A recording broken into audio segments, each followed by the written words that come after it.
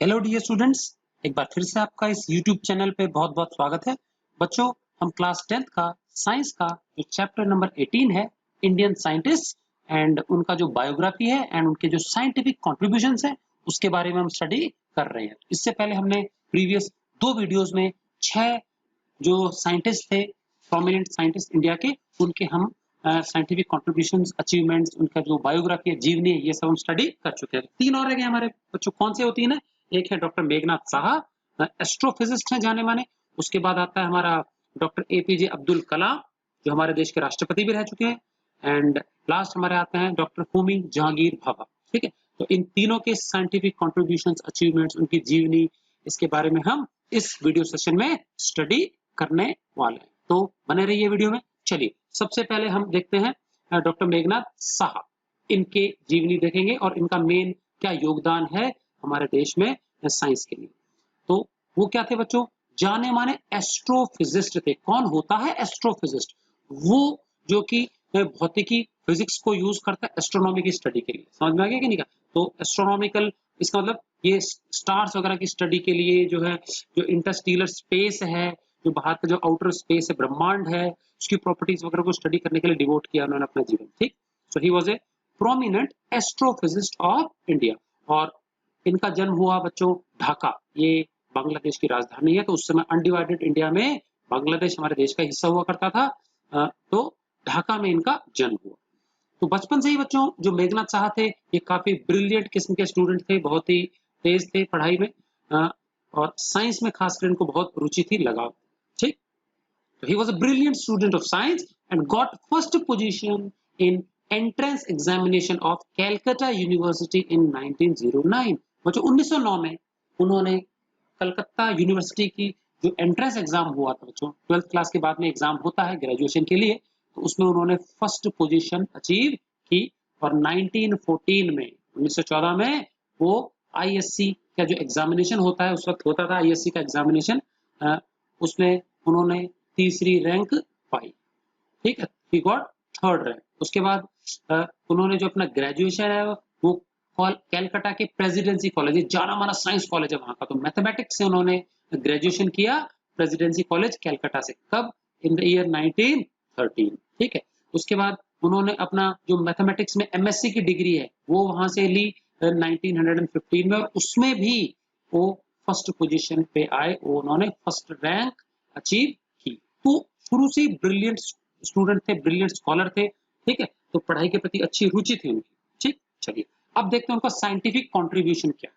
ठीक है, he gave the popular ionisation theory. बच्चों ये थ्योरी जो है ये स्टार्स से रिलेटेड है। तो उन्होंने जो स्टार से आने वाला जो रेडिएशन है उसको स्टडी करके स्टार्स की जो बहुत इंपॉर्टेंट प्रॉपर्टी है उनके बारे में जानकारियां दी। ठीक है, तो इससे उन्होंने स्टार्स को अलग अलग कैटेगरी में डिवाइड किया। He give the criteria for spectral classification of the stars. ठीक है, तो और इसके बाद ब्रह्मांड से, आउटर स्पेस से बहुत सारा ऐसा रेडिएशन, विकिरण आता है जो धरती तक आता है, उसके सोर्सेस क्या क्या है उसका उन्होंने ओरिजिन दिया। कॉस्मिक रेडिएशन जो होता है, स्टीलर स्पेक्ट्रम। ठीक है, तो स्पेक्ट्रोस्कोप की मदद से हम ये जो रेडिएशन है उसको स्टडी कर सकते हैं। अननोन सोर्सेस जो जाता है तो वो उनका जो ओरिजिन क्या है, वो कहां से आता है, स्टील स्पेक्ट्रम का मेन कारण क्या है, ये सब उन्होंने समझाया। तो he gave popular ionisation theory. तो बच्चों ये थ्योरी नाम याद रख लेंगे, ज्यादा डिटेल में नहीं जाना। आयोनाइजेशन थ्योरी फॉर स्टार्स, बच्चों यहाँ आएगा स्टार्स, STARS आना चाहिए। ठीक है कि नहीं? सो स्टार्स के लिए पॉपुलर आयोनाइजेशन थ्योरी दी उन्होंने। और उन्होंने जो स्टीलर स्पेक्ट्रम है, स्टीलर मतलब होता है, स्टीलर स्पेस किसको बोलते हैं? जो हमारी गैलेक्सीज हैं, तारे, उनके बीच में जो खाली स्पेस है बच्चों, वहां पे खूब सारा एनर्जी रेडिएशन मौजूद है। और ये रेडिएशन जो होते हैं ये धरती पर कंटिन्यूसली, नियमित रूप से आता रहता है। तो इस रेडिएशन को स्टडी करके इसका ओरिजिन जो है, इसकी उत्पत्ति कहां से आए, इसके सोर्स उन्होंने समझाया। ठीक है, स्टीलर स्पेक्ट्रम। और स्पेक्ट्रम मतलब होता है, स्पेक्ट्रोस्कोप जब हम यूज करते हैं रेडिएशन को स्टडी करने के लिए, तो उस पर कुछ लाइंस का, कलरफुल लाइंस का पैटर्न दिखता है। तो ये उनकी एनर्जी लेवल को शो करता है, और इससे इसका ओरिजिन क्यों आ रहा है, कहां से आ रहा है, ये उन्होंने समझाया। ठीक, द अच्छा, अब जो आयोनाइजेशन थ्योरी है उससे रिलेटेड उन्होंने इक्वेशन दी थी, उसको कहते हैं ionisation formula, ionisation equation. This equation is used to explain the spectral classification of stars. इससे उन्होंने तारों का वर्गीकरण किया इस इक्वेशन के बल पे, अलग अलग कैटेगरीज में रखा on the basis of density, pressure, temperature, mass, इनके हिसाब से उन्होंने तारों को अलग अलग कैटेगरीज में क्लासिफाई किया। तो इससे क्या है, जो तारे होते हैं उनके सतह का तापमान क्या है, इंटीरियर का तापमान क्या है, प्रेशर कितना है, उनकी डेंसिटी कितनी है, ठीक है, वो यहाँ रह के ही स्टडी हम आसानी से कर सकते हैं। जस्ट उनके उनसे आने वाला जो रेडिएशन है उसको स्टडी करके, उनका जो स्पेक्ट्रल जो अरे है, स्पेक्ट्रल अरेंजमेंट है, उसको स्टडी करके उन्होंने ये सब चीजें पता लगा ली। तो बच्चों जैसे आपका बहुत ये जानने में दिलचस्पी होगी कि बच्चों जैसे हम यहाँ धरती पे हैं, किसी पर्सन का मास 100 kg है, तो अगर वो सन की सतह पे भेज दें तो कितना मास होगा? अब वैसे सन की सतह पे तो जा नहीं सकता वो, लेकिन अगर चला जाए देन क्या होगा उसके साथ, उसका मास कितना हो जाएगा, कितना वो वे करेगा। तो ये सब चीजें उन्होंने यहाँ रहते ही पता लगा ली अपने इस आयोनाइजेशन फॉर्मूला की मदद से। चलिए उसके बाद उनको सम्मान देने के लिए क्या है, लखनऊ में पहली बात तो उन्होंने खुद नहीं क्या है अपने लखनऊ में अपने नाम से क्या national academy of science and Saha institute of nuclear physics, इन दोनों संस्थाओं की स्थापना की। तो इनमें उनका एक इंपॉर्टेंट योगदान क्या, ही established national academy of science and Saha institute of nuclear physics. तो बच्चों यहाँ पे इस संस्थान में जो न्यूक्लियर फिजिक्स है, पार्टिकल फिजिक्स है, इससे संबंधी रिसर्च वर्क रेगुलर बेसिस पे होता है। तो ये एक बहुत अच्छे इंस्टीट्यूट्स हैं जो कि न्यूक्लियर फिजिक्स को परस्यू करना चाहते हैं स्टूडेंट्स, उनके लिए। तो ये था बच्चों डॉक्टर मेघनाथ साहा का साइंटिफिक कंट्रीब्यूशन। बच्चों इनका मेन कंट्रीब्यूशन, पहली बात तो ज्यादातर इनमें से क्वेश्चन दो प्रकार से आते हैं कि ये जाने माने एस्ट्रोफिजिस्ट थे। तो क्वेश्चन आता कई बार कि नेम अ प्रोमिनेंट या eminent astrophysicist of India, so doctor Meghnath Saha. और उसके बाद जो उनका सबसे इंपॉर्टेंट जो कंट्रीब्यूशन है वो है ionisation theory and ionisation formula, ठीक है कि नहीं का, जिसके बल पे हम स्टार्स को स्टडी कर सकते हैं, उनकी प्रॉपर्टीज जैसे कि डेंसिटी, प्रेशर, टेम्परेचर, ये पता लगा सकते हैं। और ये जो दो इंस्टीट्यूट्स हैं, national academy of science and the Saha institute of nuclear physics इन लखनऊ। कई बार ये भी एक मार्क्स में आता है कि ये जो इंस्टीट्यूट है ये किस स्थान पे लोकेटेड है, तो ये लखनऊ में। वैसे एक एक मार्क्स के क्वेश्चन आते हैं, तो जिन पे एक एक मार्क्स के क्वेश्चन बन सकते हैं बच्चों, उनको मैंने बोल्ड में शो किया है नोट्स के अंदर, तो आप उसको थोड़ा ध्यान से करेंगे, अच्छे से करेंगे इन चीजों को, ठीक है। और बाकी जीवनी के लिए ज्यादा पूछते हैं नहीं। चलिए उसके बाद हम अगला चलते हैं, हमारे अगले जो साइंटिफिक कंट्रीब्यूशन है वो है डॉक्टर एपीजे अब्दुल कलाम का, ठीक है। तो ये हमारे देश के राष्ट्रपति भी रह चुके हैं, ओके, 11वें राष्ट्रपति थे हमारे देश के, और एकमात्र ऐसे राष्ट्रपति बच्चों जिनका विरोध ही नहीं हुआ, निर्विरोध चुन लिए गए, सभी पॉलिटिकल पार्टी ने एक स्वर में इनका समर्थन किया बच्चों, ठीक है कि नहीं। चलिए तो इनकी जीवनी देख लेते हैं। डॉक्टर एपीजे अब्दुल कलाम तमिलनाडु से थे, तमिलनाडु में छोटा सा कोस्ट साइड में एक जगह है रामेश्वरम, वहां से बिलोंग करते थे तमिलनाडु में, ठीक है कि नहीं। सो एपीजे शब्द बच्चों इसका फुल फॉर्म क्या है बच्चों, आबुल पाकिर जैनुलाब्दीन अब्दुल कलाम। तो प्रॉपर उनका नाम खुद का अब्दुल कलाम था, जैनुलाब्दीन उनके फादर का नाम, अबुल पाकिर उनके दादाजी का नाम, तो दो तीन पीढ़ियों का नाम जोड़ करके उनका पूरा नाम बना है doctor A P J Jainulabdeen, doctor APJ Abdul Kalam, Avul Pakir Jainulabdeen Abdul Kalam, ठीक है, ओके। तो कई बुक्स में अलग अलग जगह इनकी स्पेलिंग में फेरबदल है, तो ये प्रॉपर इनकी स्पेलिंग यही है, ठीक है। चलिए उसके बाद 11वें प्रेसिडेंट थे हमारे देश के, समझ आएगा, इंडिया के 11वें राष्ट्रपति थे, और इनका जो कार्यकाल था वो था बच्चों 2002 से लेकर के 2007, ठीक। चलिए उसके बाद इनका जो जन्म है वो हुआ अक्टूबर 15 को 1931 में, एक छोटा सा गांव है जिला रामेश्वरम तमिलनाडु में, गांव का नाम है धनुषकोटी विलेज, ठीक है। बच्चों इनके ऊपर आपके आई थिंक 9th क्लास में या मे बी उससे पहले में भी इंग्लिश में आपका एक शायद चैप्टर भी हुआ करता था, पता नहीं आप लोगों ने पढ़ा है कि नहीं पढ़ा है, तो उसको भी इनके बारे में इनकी बायोग्राफी डिटेल में दी गई है, ठीक है। चलिए उसके बाद इनके जो पिताजी थे वो जैनुलाब्दीन है, इनके खुद के नाम में भी अपने पिताजी का इन्होंने नाम यूज किया, और उनकी जो मदर है वो है आशिया अम्मा, क्लियर है, ये इनके माता पिता का नाम हो गया। गरीब परिवार को बिलोंग करते थे बच्चों, ठीक है।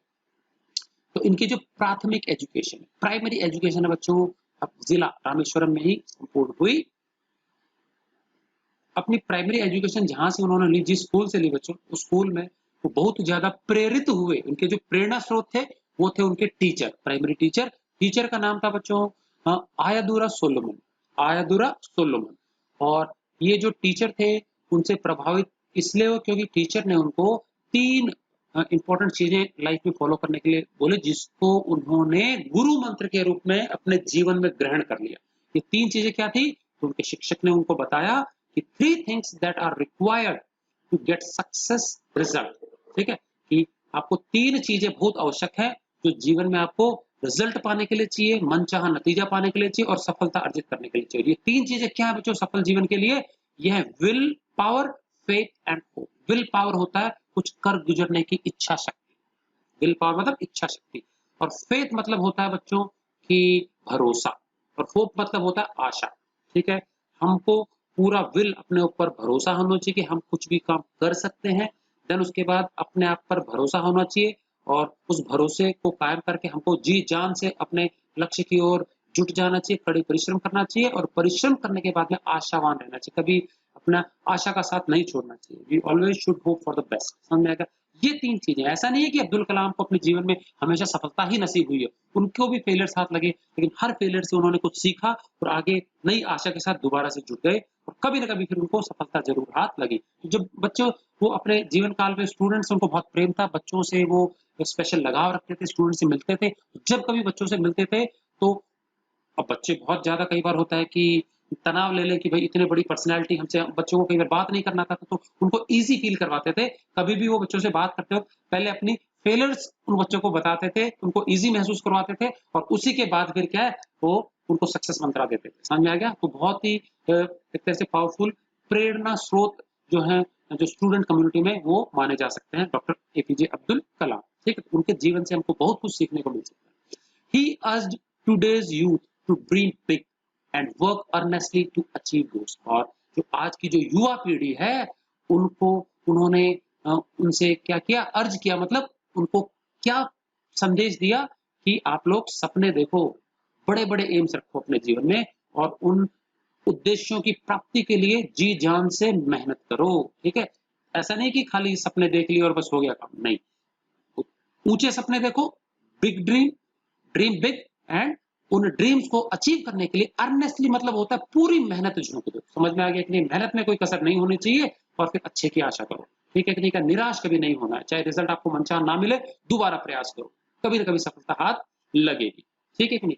तो असफलता जो होता है एक तरह से दोबारा से फ्रेश स्टार्ट होने के लिए एक तरह से मौका देता है हमको। तो असफलता हमको कुछ ना कुछ सिखा के जाता है, असफलता में भी बुराई नहीं होती है।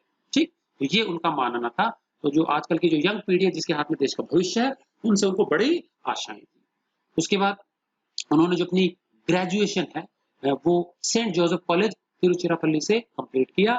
देन उन्होंने MIT Madras institute of technology इसको ज्वाइन कर लिया अपनी हायर टेक्निकल एजुकेशन के लिए और 1954 में 1954 में वहां उन्होंने ज्वाइन कर लिया एरोनॉटिकल इंजीनियरिंग के लिए। एरोनॉटिकल इंजीनियरिंग बच्चों होता है रॉकेट साइंस। ठीक है, और बाद में वो अपनी ट्रेनिंग के लिए नासा भी गए। ठीक है, he learned rocket science from NASA। NASA क्या है? अमेरिका का रेप्यूटेड संस्थान है, national aeronautics and space administration.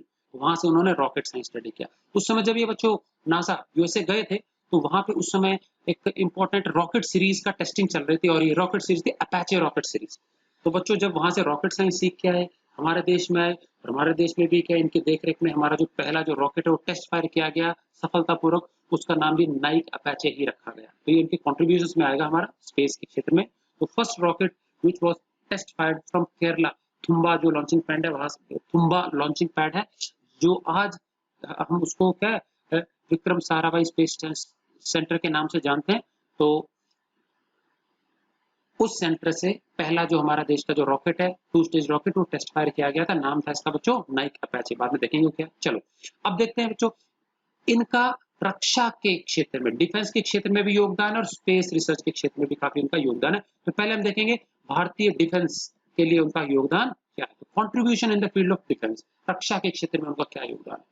1958 में बच्चों उनको डीआरडीओ एक संस्था है, फुल फॉर्म है इसका defence research development and organisation, defence research development organisation. बच्चों ये संस्था जो है ये हमारे जो सेनाएं हैं, आर्म फोर्सेज है, इनके लिए हथियार वगैरह तैयार करती है, टैंक्स वगैरह हो गया, गन्स वगैरह हो गया, मिसाइल्स हो गया, इनको डेवलप करने का जो काम है वो डीआरडीओ के पास में है। ये हमारे देश की रक्षा से संबंधित बहुत इंपॉर्टेंट संस्था है। ठीक है, अब क्या इस संस्था में उनको सीनियर साइंटिस्ट के ओहदे पे अपॉइंटमेंट मिला 1958 में और उनको जिस प्रोजेक्ट पे काम करने के लिए दिया गया बच्चों वो था होवरक्राफ्ट प्रोजेक्ट।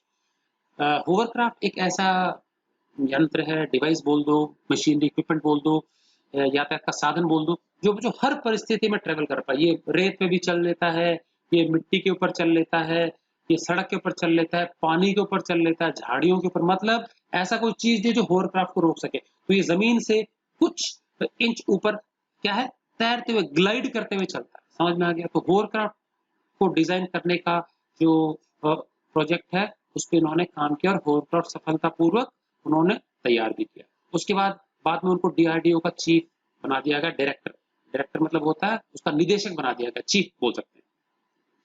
और जब ये डीआरडीओ के हेड बने, चीफ बने, तो उनके मार्ग निर्देशन में बच्चों एक इंपॉर्टेंट प्रोग्राम पे काम किया गया और ये प्रोग्राम था आईजीएमडीपी।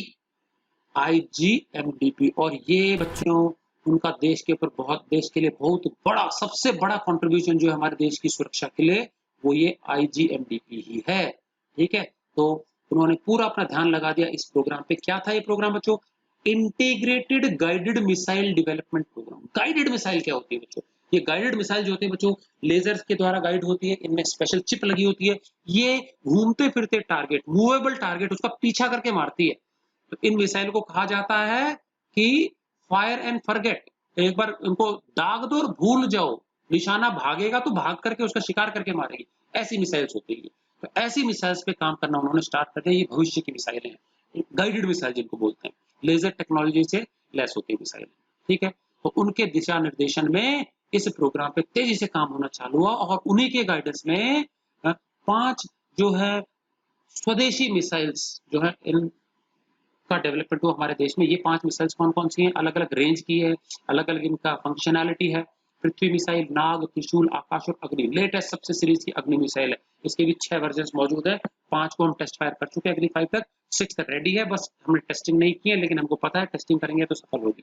ठीक है, और इनकी जो मारक क्षमता है बच्चों, अग्नि 5 की जो है 7 से 8000 किलोमीटर तक है, अग्नि 6 की बताई जाती है 12000 से 15000 किलोमीटर तक हो सकती है इसकी मारक क्षमता, जो कि हमने बस रेडी तो कर ली है, लेकिन हमने उसको टेस्ट फायर नहीं किया है। जैसे ही टेस्ट फायर करेंगे, दुश्मन देश है तुरंत आंखें दिखाने लगेंगे, उनको खलबली मच जाती है, पाकिस्तान और चाइना खासकर इनमें। तो इसलिए हमने बेटर है अपनी तैयारी अच्छी रखो, बट किसी दुश्मन देश को अपनी ताकत के बारे में बताना नहीं चाहिए। ठीक है कि नहीं? कहा अंदर ही अंदर विकसित कर लो, बहुत बेटर। ये 5 अलग अलग प्रकार की मिसाइल्स हमने डेवलप की हुई अंडर हिज गाइडेंस इन 1998, और उन्हीं के निर्देशन में 1998 में बच्चों पोखरण में हमने जो है हमारा टेस्ट किया था। हमारे जो न्यूक्लियर टेस्ट हैं, 5 अलग अलग न्यूक्लियर टेस्ट किए थे अलग अलग कैपेबिलिटीज में, और उसके बाद से इंडिया जो है वो उसने अपने आप को क्या है, एक न्यूक्लियर पावर संपन्न देश अपने आप को घोषित कर दिया। तो ये उस समय के इंडिया से पहले हमारे सिर्फ 6 ही और ऐसे कंट्रीज थे जिनके पास ये न्यूक्लियर पावर थी, और हम 7वें देश बने जिसने न्यूक्लियर पावर हासिल की अपने दम पे। समझ में आ गया? उसके बाद बहुत सारे सैंक्शंस लगाए गए। उस समय हमारे देश के प्रधानमंत्री थे अटल बिहारी वाजपेयी, श्री अटल बिहारी वाजपेयी। तो उनके निर्देशन में, उनकी सहमति से उन्होंने ये टेस्ट फायर किया पोखरण। ठीक है कि नहीं? मूवी बनी बच्चों इसके ऊपर, परमाणु नाम से मूवी बनी है, आप देख सकते हो वहां पे किस प्रकार से क्या योगदान उनका रहा है। ठीक है, तो ये उनके निर्देशन में हुआ, और जब इंडिया को उन्होंने न्यूक्लियर पावर बना दिया, उसके बाद से बच्चों इनको मिसाइल मैन की उपाधि दी गई। तब से ये मिसाइल मैन के नाम से जाने जाते हैं देश भर में। ठीक है, तो कई बार 1 मार्क का क्वेश्चन आ जाता है बच्चों, एक तो ये कौन सा होवरक्राफ्ट पे किसने काम किया है, इस पे क्वेश्चन आ सकता है। देन आईजीएमडीबी का फुल फॉर्म क्या है? ठीक है, integrated guided missile development programme किन के निर्देशन में शुरू हुआ? Doctor APJ Abdul Kalam as director of DRDO. And उसके बाद जो हमारी 5 मिसाइल्स है कौन कौन सी हैं इस प्रोग्राम के तहत, उनके नाम आने चाहिए आपको। मिसाइल मैन किसको कहा जाता है इंडिया का? डॉक्टर एपीजे अब्दुल कलाम। और बच्चों उन्होंने अपनी खुद की जीवनी लिखी है, ऑटोबायोग्राफी। बायोग्राफी जीवनी हो तो ऑटोबायोग्राफी इज खुद की जीवनी पर्सन खुद ही लिखे। समझ में आ गया? तो स्वयं की उन्होंने जीवनी लिखी है, और उस किताब का उन्होंने नाम दिया विंग्स ऑफ फायर, अग्निपंख।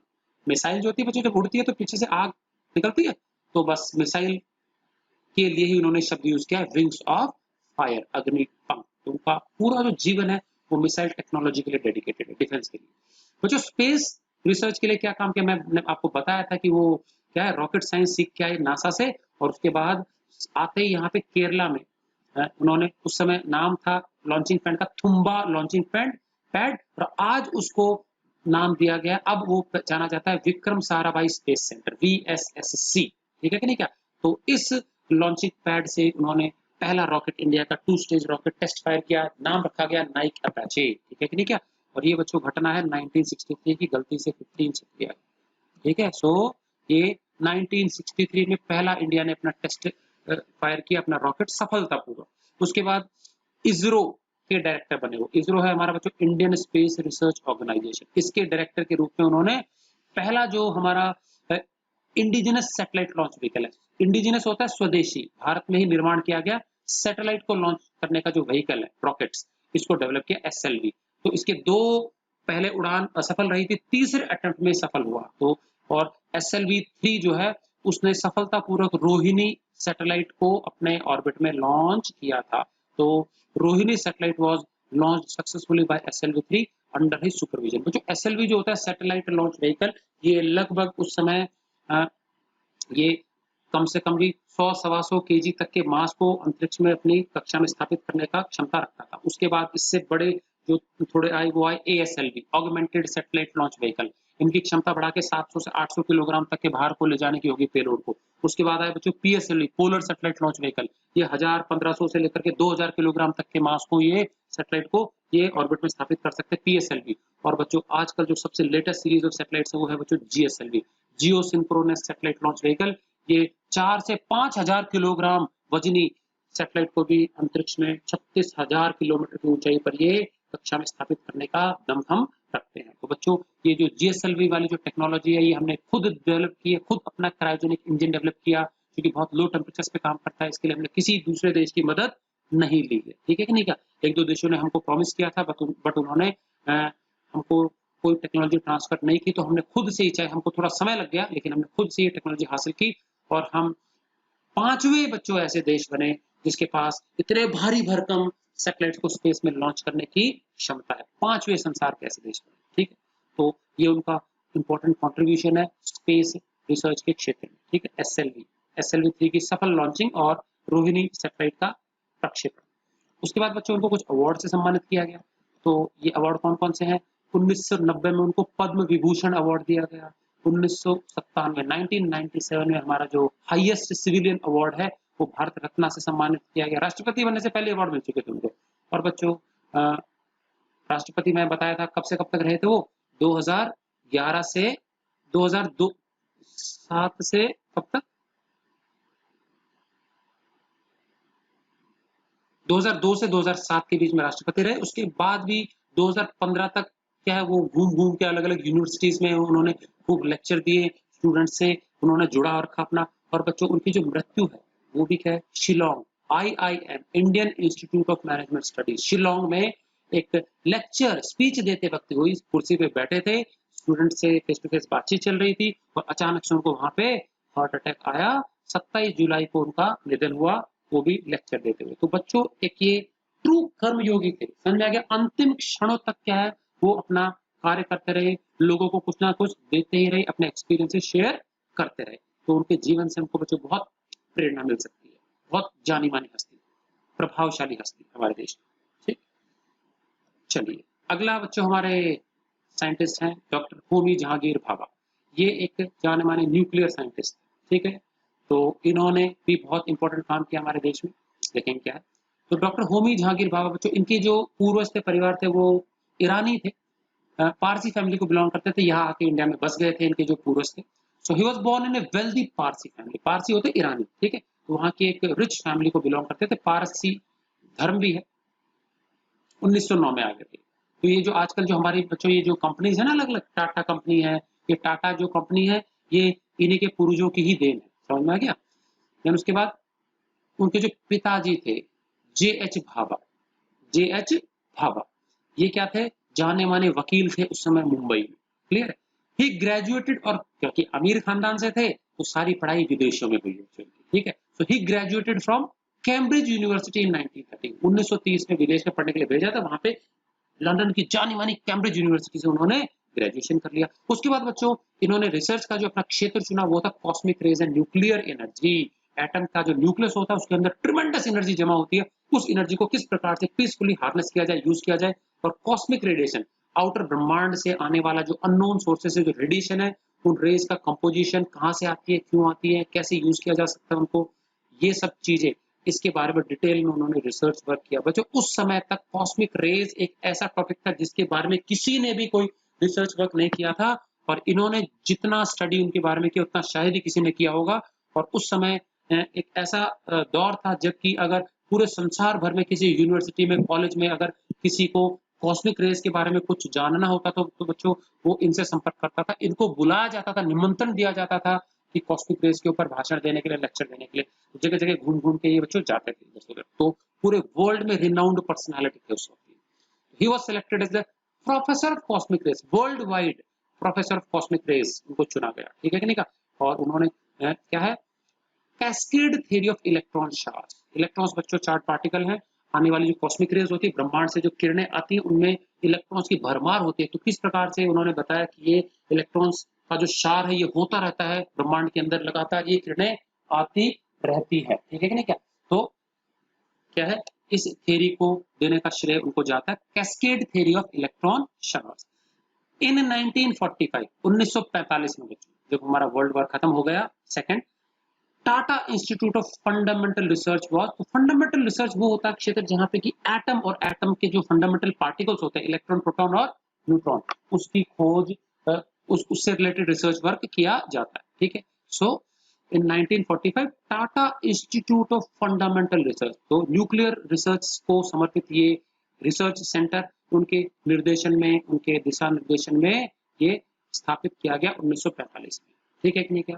क्योंकि उस समय से ही जरूरत महसूस होने लगी थी, जब जापान पे एटॉमिक बॉम्ब गिरा दिया गया तो उनको लगा कि भाई ये जो एनर्जी है ये सबसे ताकतवर एनर्जी है, और इसको पीसफुल पर्पसेस के लिए अगर हार्नेस किया जाए तो देश में एनर्जी की कमी नहीं रहेगी। और बाद में उनको भारत सरकार ने क्या है, he became the president of the Indian atomic energy commission.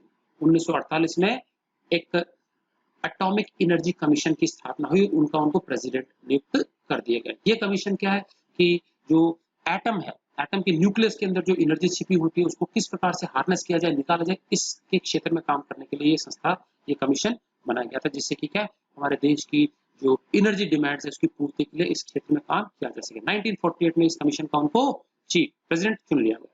उसके बाद अंडर हिज डायरेक्शन और उन्हीं के दिशा निर्देशन में बच्चों रशिया के कोलैबोरेशन से, रशिया की मदद से हमारे देश में 3 अलग अलग न्यूक्लियर रिएक्टर्स की स्थापना हुई। और ये न्यूक्लियर रिएक्टर्स वो स्थान होते हैं बच्चों, वो ये चीजें हैं जहां पर हम न्यूक्लियर ईंधन यूरेनियम का फिशन कॉज करते हैं स्लो मूविंग न्यूट्रॉन्स की मदद से, और जबरदस्त एनर्जी निकलती है फिशन रिएक्शन के कारण, और वो जो हीट एनर्जी निकलती है उसकी मदद से पानी गर्म करके इलेक्ट्रिसिटी बनाई जाती है।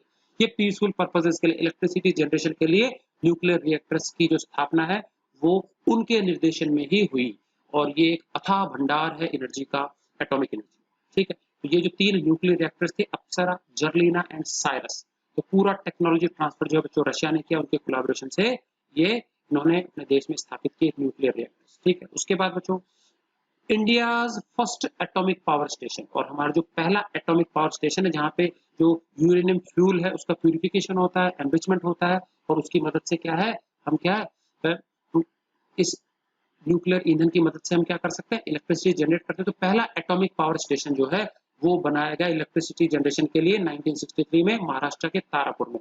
ये बच्चों पोस्ट के पास एक छोटा सा जगह है, वहां पे क्या है, पहला एटॉमिक पावर स्टेशन उनके निर्देशन में ही स्थापित हुआ, बनाया गया 1963 में महाराष्ट्र में ही। उसके बाद क्या, अपने इन्हीं योगदानों के कारण बच्चों उनको हम popularly father of Indian nuclear programme इनके नाम से जानते हैं। तो he is popularly known as the father of Indian nuclear programme. जो हमारा न्यूक्लियर प्रोग्राम है उनके जनक ये कहे जाते हैं, ठीक है। चलिए उसके बाद बच्चों आगे क्या, आगे बच्चों वर्ल्ड लेवल पे, जैसे जब जापान पे हिरोशिमा नागासाकी पे बॉम्ब गिरा दिया गया था तो उसके बाद इंटरनेशनल लेवल पे एक संस्था बनी बच्चों, जो कि एटॉमिक एनर्जी को हार्नेस करने के लिए संस्था बनी है, जिसको कहा जाता है इंटरनेशनल एटॉमिक एजेंसी, ठीक है। और इस इंटरनेशनल एटॉमिक एजेंसी के उस वक्त 81 कंट्रीज थे मेंबर्स, ध्यान से समझना बच्चों। और इस एजेंसी का उनको प्रेसिडेंट चुन लिया गया निर्विरोध, समझ में आ गया, किसी ने भी विरोध नहीं किया। उस समय इतनी जानी मानी हस्ती थी ये वर्ल्ड की कि इनको निर्विरोध क्या है, इंटरनेशनल एटॉमिक एजेंसी का अध्यक्ष चुन लिया गया 81 कंट्रीज के समूह के बाद। तो ये हमारे भारत देश के लिए बहुत गर्व की बात है। अनएनिमसली मतलब होता है निर्विरोध, कोई भी उनके विपक्ष में खड़ा नहीं हुआ, सबने समर्थन किया। टोटल 81 के 81 कंट्रीज हैं उसमें, और जाने माने कंट्रीज हैं, मोटे मोटे कंट्रीज हैं, बड़े बड़े, अमेरिका, रशिया, जापान, ये ऑस्ट्रेलिया, ठीक है, ये कंट्रीज है। उसके बाद atomic energy centre at Trombay was named. Atomic energy centre, Trombay बच्चों एक जगह है मुंबई में, बॉम्बे में, तो कोस्ट के पास एक जगह है, और पुरानी मुंबई भी कहते हैं इसको। तो यहाँ पे उनके नाम से बच्चों एक संस्थान स्थापित किया गया है जो उनके नाम को समर्पित है। इस संस्थान का नाम है बच्चों bark, BARC, Bhabha atomic research centre. उनके सम्मान में ये संस्था स्थापित की गई है, और यहाँ पे स्टूडेंट्स रिसर्च वर्क करते हैं। एटॉमिक एनर्जी के क्षेत्र में क्या है, रिसर्च का काम यहाँ पे होता है। और बच्चों इस महान साइंटिस्ट की बच्चों 1966 में एक एयर क्रैश में, 24 जनवरी को एयर क्रैश में इनकी मृत्यु हो गई। तो बहुत इंपॉर्टेंट योगदान है इसको हमारे देश को एनर्जी के क्षेत्र में आत्मनिर्भर बनाने के लिए, वर्ल्ड लेवल पे हमारे देश को उन्होंने जो गर्व दिलवाया, उसके लिए देश इनको कभी नहीं भूल सकता। क्लियर है? तो बच्चों ये थे हमारे 9 साइंटिस्ट। तो हमने 9 के 9 साइंटिस्ट की जीवनियां, उनके साइंटिफिक कॉन्ट्रीब्यूशंस को डिटेल में स्टडी किया है। तो इनको अच्छे से आप लोग समझ करके नोट कर लेंगे। छोटे छोटे क्वेश्चंस, कई फुल फॉर्म्स हैं, ये सब जानकारियां आती है। तो जहां जहां मैंने बोल्ड में आपको लेटर्स दिखते हैं, वर्ड्स दिखते हैं, उनके ऊपर छोटे मास जो छोटे क्वेश्चंस हैं उनको उस तरह से तैयार कर लेना। तो इसको क्वेश्चन आंसर फॉर्मेट में ना देकर के मैंने नोट्स के फॉर्म में तैयार किया, ठीक है। तो आप थरोली पूरा रीडिंग कर लेंगे। रीडिंग करना काफी होगा, छोटा क्वेश्चन आता है, कई बार मैच द फॉलोइंग के रूप में भी क्वेश्चन आता है। तो बच्चों आई होप आपको अच्छे से समझ में आ गया होगा। ओके, तो आज की वीडियो के लिए इतना ही। नेक्स्ट वीडियो में बच्चों हम स्टार्ट करेंगे chapter number 19। So till then, goodbye and thanks for watching.